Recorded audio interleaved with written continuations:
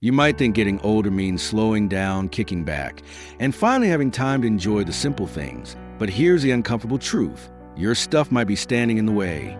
No one likes to hear it, but let's be honest. Your home may be more cluttered than you think, and that clutter?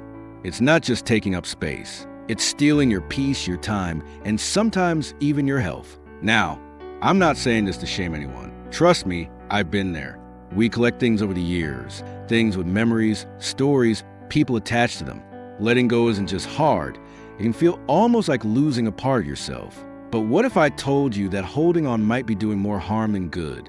In this video, we're going to have a real talk about decluttering after 60. Not the sugar-coated version, where you toss a few things in a box and magically feel lighter. No, these are the hard truths no one talks about, but you absolutely need to hear. And not just hear, really think about. Because clearing space in your home is often the first step to clearing space in your life for what truly matters. So let's get into it. And if what I say feels a little uncomfortable, that's okay. Sometimes the truth stings before it sets us free. Let me start with this. Decluttering isn't just about cleaning. It's about confronting your past and reshaping your future. And the first harsh truth is this: you can't take it with you, and neither will they. It's tough to admit, but all those boxes in the attic, the shelves full of figurines, the drawers stuffed with papers, most of them won't mean much to anyone else. Your kids, your grandkids, your nieces or nephews. They might love you dearly, but they don't want your collection of commemorative plates or your 7 slow cookers. I know that sounds harsh. You may be thinking, but this was my mother's, this came from my honeymoon, this belonged to Dad. I get it. Sentimental items carry emotional weight. But here's what most people don't say out loud. The emotional attachment lives in you, not in the object. You're not dishonoring a memory by letting something go. In fact, you may be preserving it more by choosing just a few truly meaningful things to keep and letting the rest go with love and intention. Now, here's the second truth, and it's one that catches people by surprise. Clutter is exhausting, not just physically, but mentally and emotionally. You might not realize it, but every pile you walk past, every drawer you dread opening, every room you avoid, it's taking a toll on your energy. And if you've ever felt drained just walking into a cluttered space, you're not imagining it. That mental weight adds up, especially as we age and our tolerance for stress naturally decreases. And let's talk about safety, because this one isn't just about comfort. It's about your health. That stack of old newspapers in the hallway, a tripping hazard. The overflowing cabinet in the bathroom, a potential danger when you're reaching for something and lose your balance. We don't like to admit that our bodies have changed, but if we're being honest, bending, lifting, even climbing a step stool isn't as easy as it used to be, and clutter makes that 10 times harder. But here's where it gets emotional again, and this one might hit home. One of the most surprising things I've heard from people going through this process is this: I thought getting rid of things would make me feel sad, but instead I feel relieved. And it's true. Sometimes we carry things out of guilt, gifts we never used, inherited furniture we don't even like, clothes that haven't fit in a decade but feel too expensive to donate. We hold on because we feel we should. But living your life around should is no way to spend your golden years. If something doesn't serve you anymore, or bring you joy, or help you feel more at peace in your space, it's okay to let it go. You're not failing anyone by choosing a simpler life. In fact, you're doing the exact opposite. You're making room for comfort, for clarity, for the things that still make you feel alive. Now, I want to be gentle here, because this next truth can be a little painful. Sometimes we don't declutter because we're afraid of what will be left. When the house is quieter, the shelves are emptier, and the distractions are gone, what are we left to face? Our thoughts, our regrets, the silence. This is something people rarely talk about. Decluttering brings up emotion, plain and simple. Sometimes that emotion is joy, rediscovering a photo album or a long-lost letter. But sometimes it's sadness, grief, or even guilt, and that's normal. It's okay to feel all of that, but don't let those feelings keep you stuck. Don't let them hold you hostage in a house full of items that no longer reflect the life you want to live today. I know this might sound like a lot, and you might be thinking, where do I even start? The truth is, you start with honesty. You start by asking yourself, if I were moving tomorrow, would I take this with me? Not out of obligation, not because someone gave it to you, but because it truly matters to you now. If the answer is no, that's your permission to let it go. No guilt, no second guessing. Sometimes, the hardest part of letting go isn't the object, it's the story we've attached to it. That old coat, it reminds you of a winter trip. The broken lamp, it belonged to your sister. The books you haven't read in years, they represent who you used to be. But here's the thing, you are allowed to evolve. You are allowed to live in the present, not the past. And if that means clearing a few shelves, donating some boxes, or finally tossing that broken thing you swore you'd fix, that's not loss, that's progress. You don't have to do it all at once. You don't have to be perfect. You just have to begin. Because when you start removing what no longer serves you, what's left behind is something so much more powerful than stuff. It's space, it's peace, it's room to breathe, and that's where we'll pick up from here. You know, one of the most common things I hear when talking to people over 60 about decluttering is, I don't want to be wasteful. And I get that. The way many of us were raised, throwing things away felt wrong. We reuse, repurpose, and save just in case. That was a survival mindset for many of us. Growing up during harder times, when you never knew if you'd be able to replace something once it was gone. So yes, this next truth might feel like it's going against the grain a bit. But here it is, holding on to things because you might need them someday is often just fear dressed up as practicality. And that fear of needing something and not having it, of letting go and regretting it, can quietly keep us stuck. We tell ourselves we're being smart, prepared, responsible, but really, we're avoiding the discomfort of making a decision. We're clinging to the what if, while losing sight of the fact that most of those items haven't been used in 5, 10, even 20 years. Ask yourself this, if that maybe one day hasn't come in decades, is it really coming at all? Probably not. And even if it does, chances are you'll find another way to solve the problem, or you'll discover it was never really a problem to begin with. Let's be real for a second. How many items in your home are being kept for that one imaginary future situation that may never happen? Extra towels, dozens of coffee mugs, Tupperware with no lids, old electronics, cords to who knows what. They're not being used, they're just taking up space. Physical space, yes, but also mental space and emotional energy. And speaking of emotions, this next truth is one of the hardest to admit out loud. Sometimes we keep things because they give us a sense of identity. The books on our shelves say, I'm a reader. The hobby supplies in the garage whisper, I'm creative. The closet full of clothes from decades ago reminds us of who we once were. But here's where that gets tricky. We start to associate our worth with our stuff. But let me tell you something important, something you might need to hear more than once. You are not your things. You are your memories, your kindness, your resilience, your experiences. The sweater you wore at your daughter's wedding, it's not the sweater that mattered. It's the moment. You don't have to keep every object to honor the life you've lived. Letting go doesn't erase the past. It simply makes more room for today, and maybe even tomorrow. There's a quiet kind of courage in that, in saying, this chapter meant something. I honor it, but now I'm turning the page. And here's another truth that no one really tells you, because it's hard to admit. Sometimes we're saving things for people who don't want them. Harsh? Maybe, but true. You might be holding on to furniture, china, tools, or keepsakes, thinking your kids or grandkids will want them someday.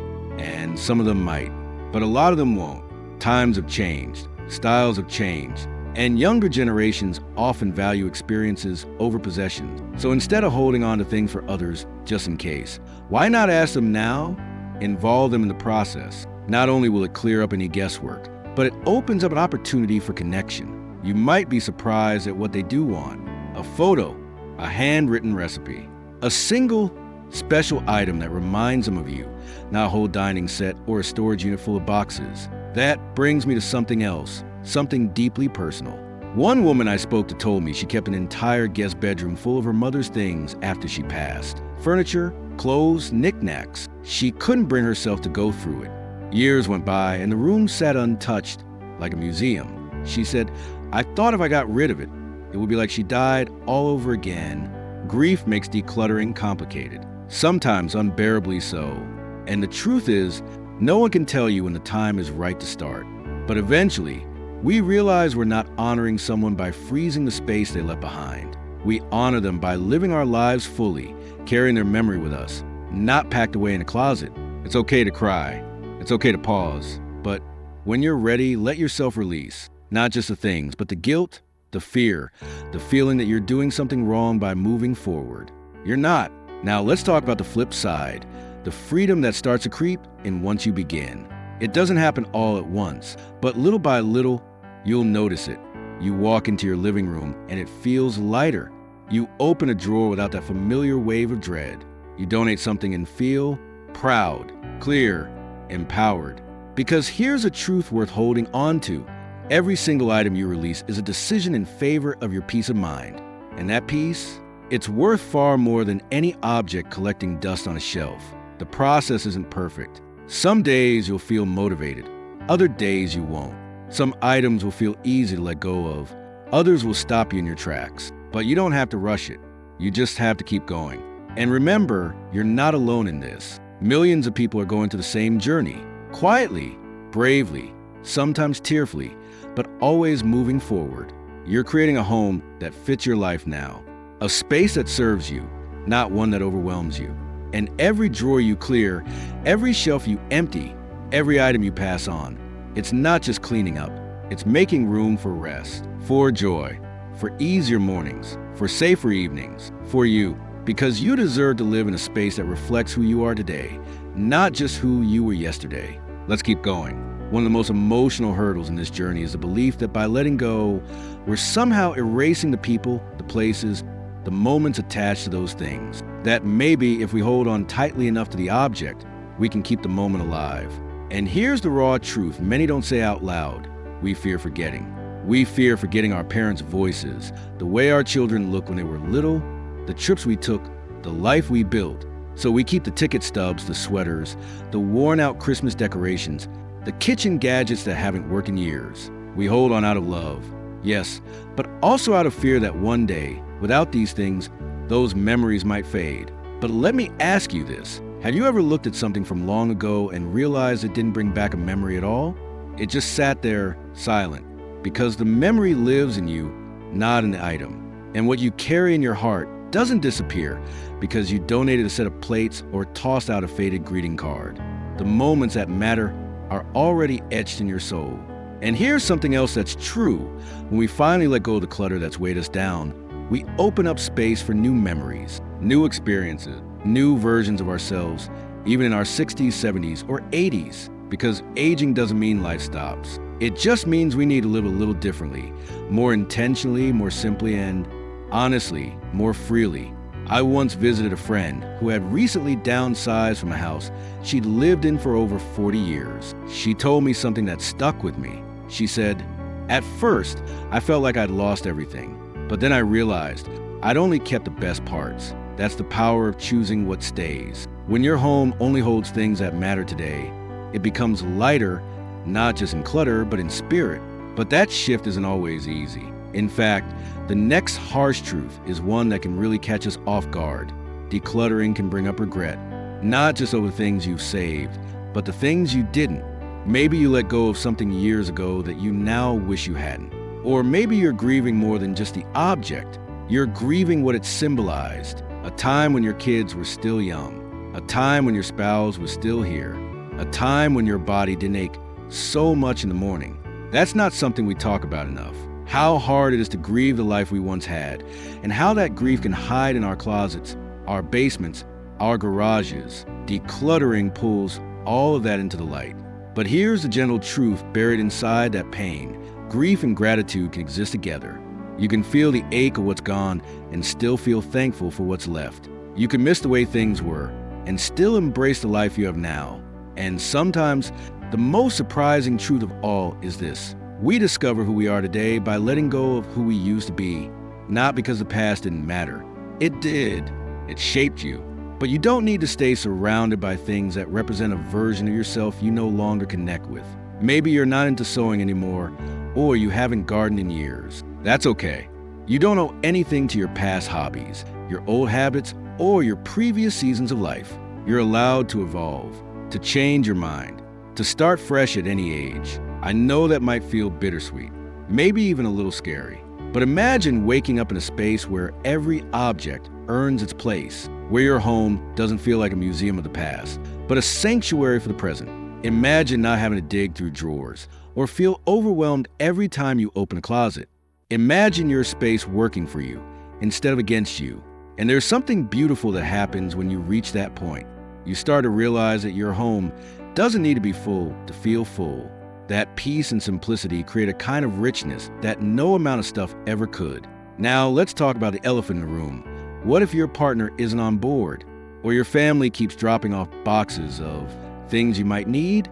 Or maybe, and this one's tough, maybe you're doing this alone. That's where decluttering can feel more isolating than empowering. You're ready to move forward, but others aren't. Or maybe you don't even know where to begin because you've always done this as a team, and now it's just you. If that's your reality right now, please know you're not alone. And you don't have to do it all by yourself. Whether it's asking for help, reaching out to a neighbor, or even just setting small goals each day, one drawer, one box, one corner at a time, it adds up. Progress isn't always loud or fast. Sometimes it's quiet and steady. And if someone you love is resisting the process, be gentle. Lead by example. Start with your own things. Show them how it's not about getting rid of everything. It's about keeping the right things. Sometimes, watching you find peace in the process can open the door for them to consider it. 2. One woman told me she started by clearing out just her bedside table. That's it. But the feeling of peace she got from that tiny space, it spread. A week later, it was the closet. Then the kitchen. She said, I thought I'd be letting go, but really I was letting in space like calm. That's the magic people don't talk about enough. And when we let go, something else happens. We begin to trust ourselves again. Trust that we can live with less and still feel full. Trust that our worth isn't tied to our possessions. Trust that we know what we need, and more importantly, what we don't. That trust is powerful. It's the kind of strength that doesn't show up in headlines or big dramatic moments. It's the quiet confidence of knowing you've made space in your life for what matters most. Let's keep clearing the way forward. There's something beautifully ironic about the final stage of decluttering. It doesn't just clear your shelves, your drawers, or your closets. It clears your mind, your spirit, your future. You don't expect it at first. You think you're just getting rid of old Tupperware or sorting through photo albums. But somewhere along the way, it starts to feel like more than just cleaning. It starts to feel like healing. And that brings us to one last truth that's often overlooked, maybe because it's the hardest one to accept. There's no perfect ending to this process. Decluttering isn't something you do once and never think about again. It's ongoing. It ebbs and flows just like life. There's no magical day where everything is done and dusted forever. But that's okay, because the point isn't perfection. The point is freedom. Freedom to move through your home without obstacles, physical or emotional.